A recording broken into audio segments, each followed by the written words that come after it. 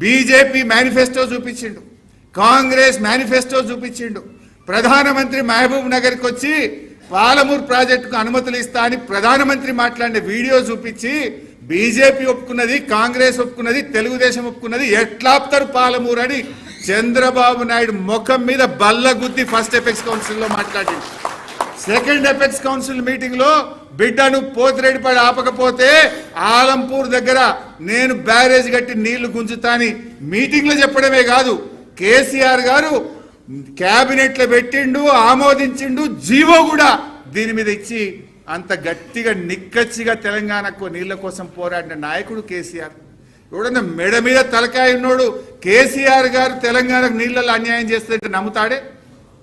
కేసీఆర్ ప్రాణమే ఇచ్చి తెలంగాణ సాధించిన కేసీఆర్ గారు తెలంగాణకు నీళ్ళలో అన్యాయం చేస్తాడా?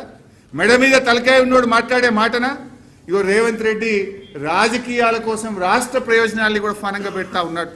అంటే ఇంత చిల్లరగా ఎంత తప్పు. నిన్న అసెంబ్లీలో ఇంకో మాట మాట్లాడి స్టార్టింగే అబ్బాయి ఇంత బుద్ధి వచ్చిందా అని నేను అనుకున్నా.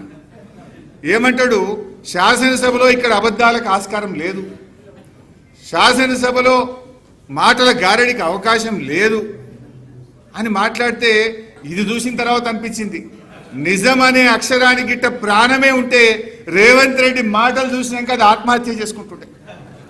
అబ్బాయి అసలు ఇంత అబద్ధాలు మాట్లాడే రేవంత్ రెడ్డి నిజాలు మాట్లాడుతున్నా అని చెప్పి మాట్లాడితే ఆ నిజం ఉరిపెట్టుకుంటుండే కావచ్చు.